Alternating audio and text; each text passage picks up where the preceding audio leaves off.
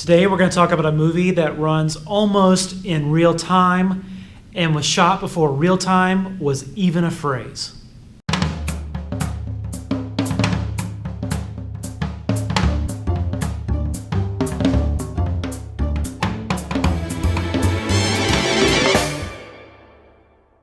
Hi, I'm Jeff and welcome to A Million Movies.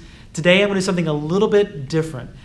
Something I've been wanting to do for about 25 years since the first time I saw the movie High Noon. Now, High Noon is a 1952 Western starring Gary Cooper and Grace Kelly. And one of the unique features of this movie is that it was edited so that it would run almost in perfect real time. Meaning that when you see a clock in the movie, you can set your clock to that clock, and as the story progresses, your clock and the clocks in the movie should be in sync. So we're going to start with the first scene where we see a clock, which is about 4 minutes into the movie, when Will and Amy Kane, Gary Cooper and Grace Kelly, are getting married. All right, ladies and gentlemen, let us begin. On the wall there, we see a clock that says it's 10:35 a.m.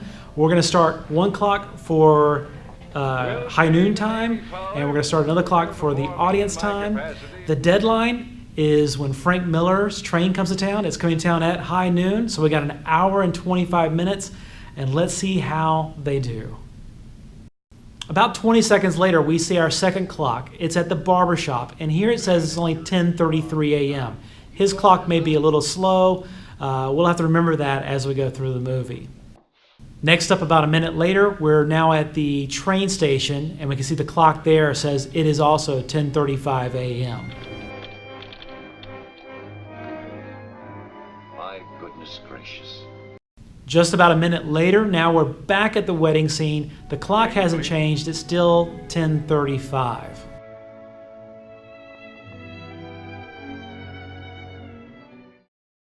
About a minute later now, we're at the wedding reception. It's a little hard to see the clock here, but I'm going to say it's about 10:36 or so we're still kind of on track here.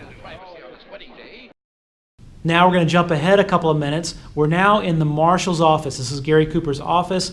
The clock here shows it's now 10:40. We are back in sync. Looking good. Both clocks are at 10:40. Get out of this town this very minute. Come on. All right, we're moving forward quite a bit now. This is about 3 minutes of screen time.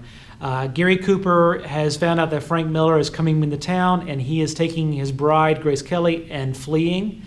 As he's leaving town, he checks his pocket watch.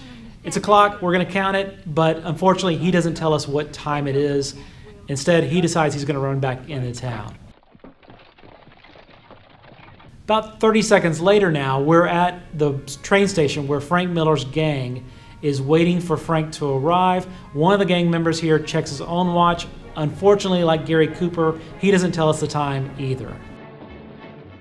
About 30 seconds later, we're back at the barber shop. The clock here now says it's 10:50. They were 2 minutes slow earlier, but their clock seems to be about the right time now, so we'll say it's 10:50. A minute later, the marshal's clock says 10:51. We've got an hour. All right, that's a clock. I'm not going to count it. It's actually a fake clock. That's an advertisement for a watch repair shop. That guy is going to be busy because, as you'll see, there are a lot of clocks in this town. All right, we're jumping ahead a couple of minutes here. We're in Helen's room in the hotel, and her clock says it's now 10:53. Harvey. We've jumped ahead again about maybe 3.5, 4 minutes, and we're back in the marshal's office. As we look at the clock here, it shows it's about 11:02. 58 minutes till Frank Miller's train arrives. Time, Harv. Okay. And let's get on to business. And as we bounce back to Helen's room, we can sort of see the clock here. It looks like it says it's 11:05.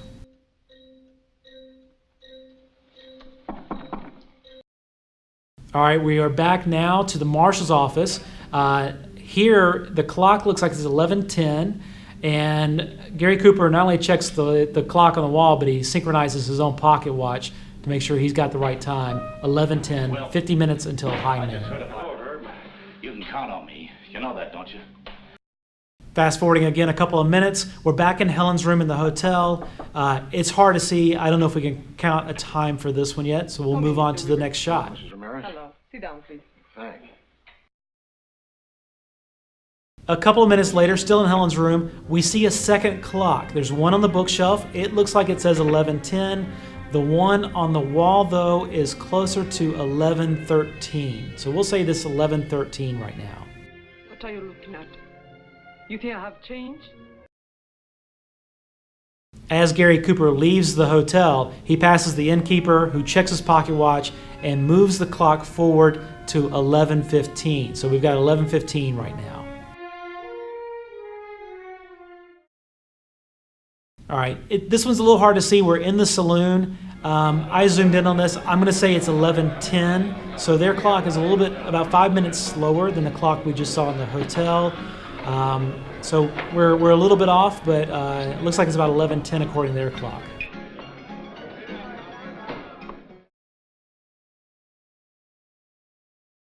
Our next clock is still the saloon clock. It's been about a minute and a half, almost 2 minutes now. It's hard to see. We won't get a time off this one, but yet another clock image in this film. How are you, Ben? Give me a bottle. All right, we're going about 30 seconds forward now. We're back in the marshal's office, and I'm going to say that's 11:18. Going back to the saloon now, we got a couple of shots in here. We're again about a minute forward, so we're looking at the saloon is really hard to see, but I'm going to say it looks like it's about 11:19 right now.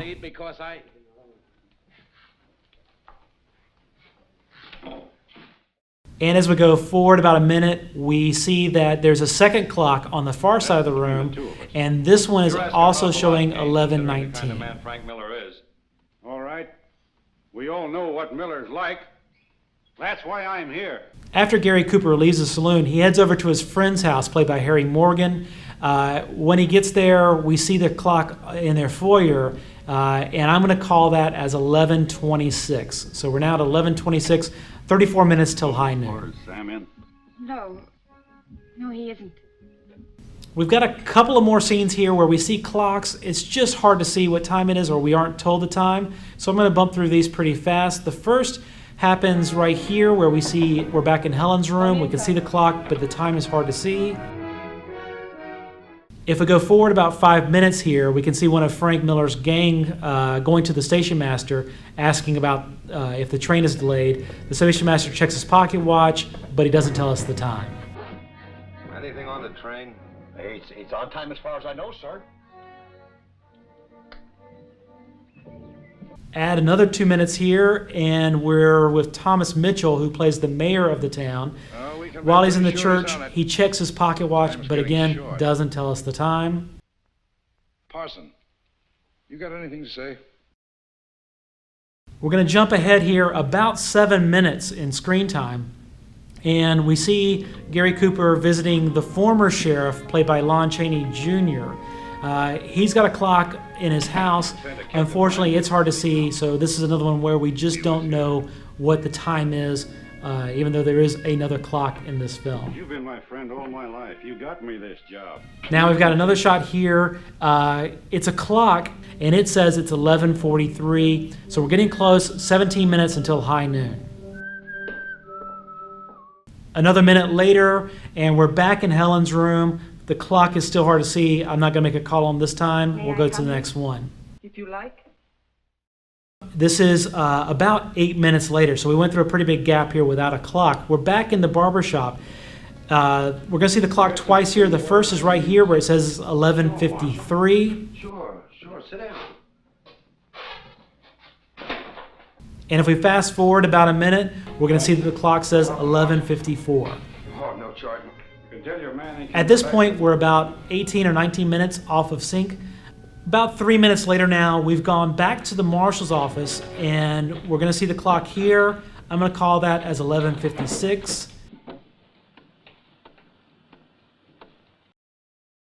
And about a minute later, we look at the clock again. It's now 11:58, 2 minutes till high noon.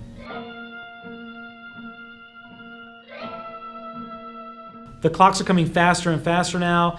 We're only about a minute later, and we see this random clock again. It now says 11:59. We cut to another clock in town. It also says 11:59. And then technically not a clock, but we hear the train whistle blow.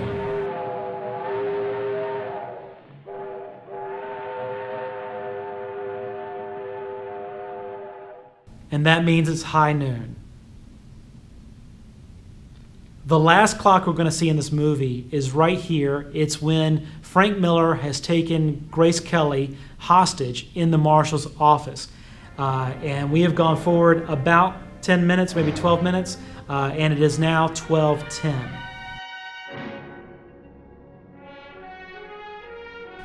By the end of the picture, the time sync between what's happening in the movie and the time it took the audience to watch the movie is off by about 17 minutes. Now, it's not perfect, but it's pretty close. The screenwriter was Carl Foreman and the director was Fred Zinnemann, and together they really planned this production so that the film would be perfectly in sync. Unfortunately, as what happens with almost every movie, as they got into the editing process, they realized they needed to add some scenes here, take out some scenes there, and the time sync got a little bit off. The effect is the same. As you're watching High Noon, you're right along there with them. You're looking at your clock. You're watching the clocks through the film, and you're feeling that anticipation, that trepidation of when is Frank Miller's train going to arrive, who's going to be there to support Gary Cooper, and what's the outcome of this going to be. So it's a fantastic movie, definitely one of my favorites, and definitely one worth watching. So let's go to the countdown and see how we do when we take High Noon off of our countdown. So High Noon was the only picture we spoke about today. That brings our total down to 999,950. A long way to go, but we're chipping away at it.